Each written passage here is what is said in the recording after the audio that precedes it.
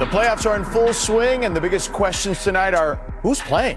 Victor Wembanyama, Austin Reaves, Kevin Durant, all listed as questionable, while Joel Embiid was upgraded to doubtful for tonight.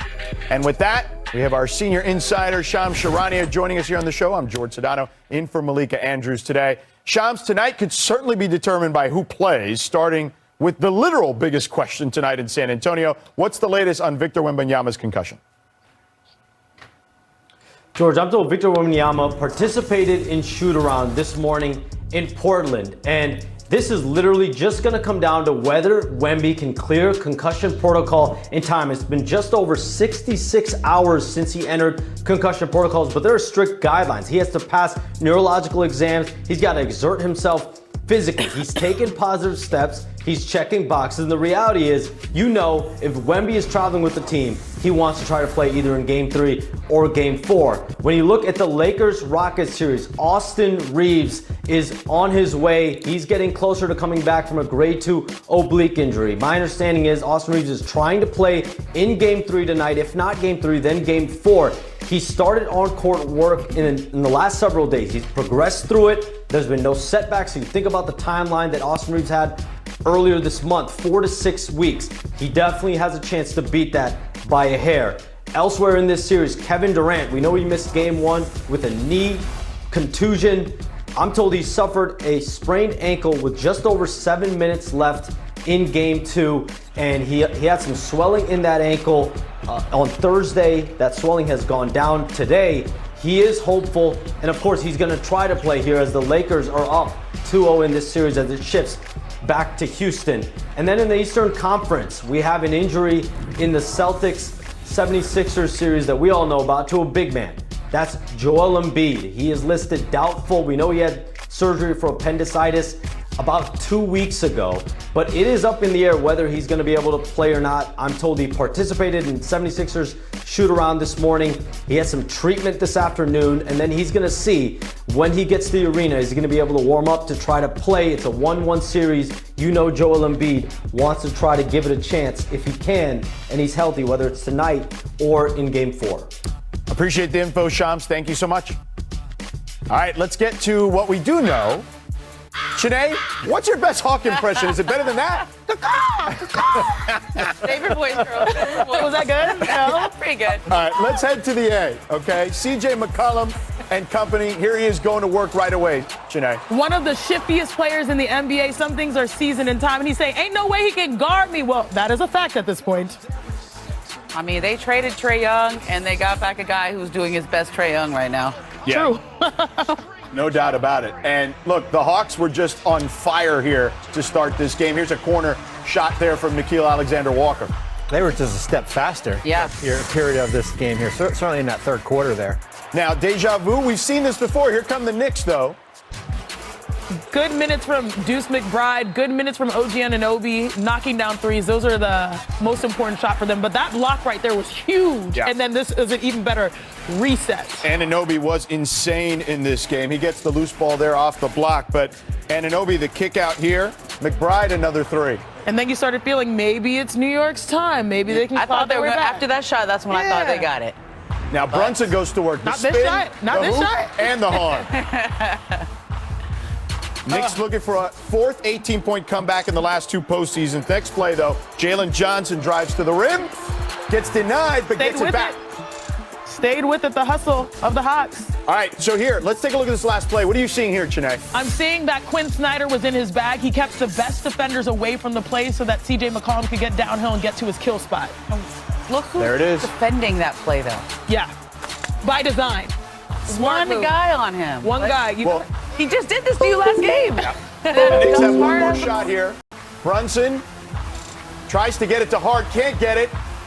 Here come the Hawks, and this will be it. Tough look. That's how they should have defended CJ. A lot of white jerseys there.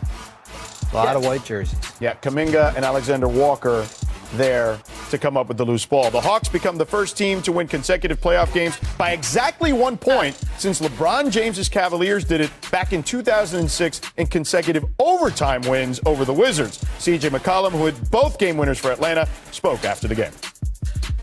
I'm comfortable with failure and I'm comfortable with success. I've played for a long time. I really cherish the game, and I know I'm closer to the end than the beginning. So I think for me, it's just about maximizing each day, maximizing your talents, and just really working. I think that the team has a huge faith and belief in me and my talent and my ability, and I think they appreciate my approach. And I think, for me, throughout the game, down the stretch, whatever coach draws up, I'm living with it.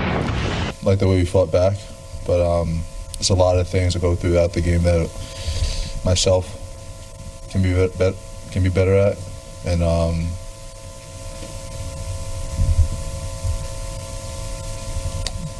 missed opportunity for sure. Tough loss for the Knicks for sure. We're joined here at the desk. You already heard Charania Gumike, Ramona Shelburne, Bobby Marks, George Sedano in for Malika. So, Ramona, how do the Hawks have a 2-1 lead? Well, they're playing fast. They have an identity out there. They've been playing great in the second half of the season. And I think the Knicks look like a team that expected to win this series. When you fall behind, you kind of know you can come back because you've got guys like Jalen Brunson. You've got OG Anunoby was playing great, but you can't fall behind against a team like this.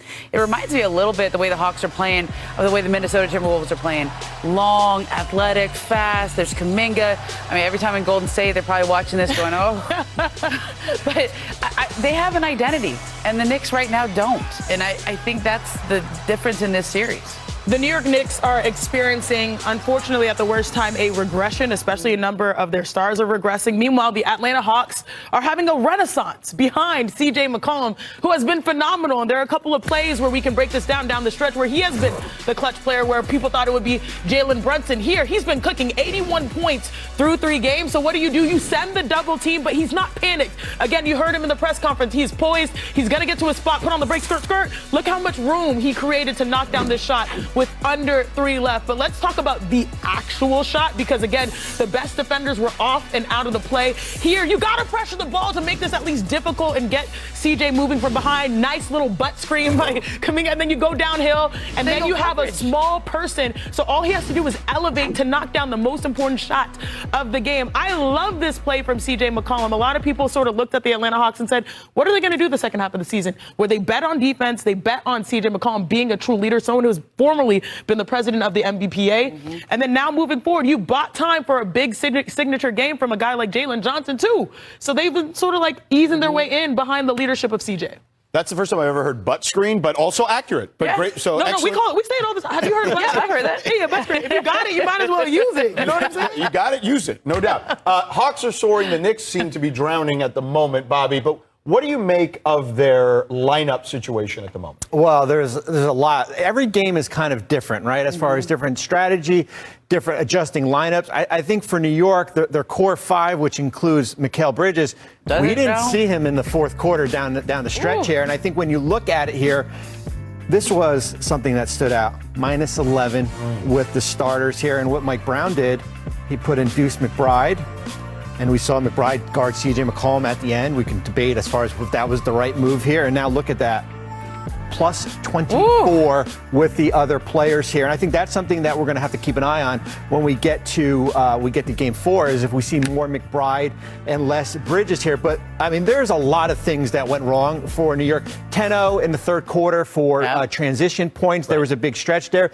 The other thing that really stood out, and certainly that last possession there, in games with shot clock below 4 seconds or less, they are leading the league in field goal attempts. So you look at this offense that becomes a little bit discombobulated here, and a lot has to attribute to that. Yeah, and that's a tough spot for a guy who the team traded 5 first-round picks for. You trade Bobby, You trade for him to be in a spot like that at the end of the game, not to be on the bench. You guys, lastly, did anyone feel weird? I know it was still statistically good numbers between Kuminga and Karl-Anthony Towns, but that matchup blew my mind. The fact that they're able to guard a center with Jonathan Kuminga, who's probably 6'7" at best, maybe 6'6". I know. I can't do it. Did it. But like Karl-Anthony Towns, you might be productive shooting, but like, why don't you have an offense where he can punish guys on a block? So it's not always Jalen Brunson trying to do his dance to try to score. It's now you have Who's good that on options. then? Who's that on? Is that on Towns or is that on the play calls? I think Towns has been going with the new coaching change and just dealing with what it is. But sometimes you got to pivot and just realize I'm that dude. And that matchup to me was fascinating. By the way, Knicks fans, as you can imagine, not thrilled. And Bobby, I know you analyzed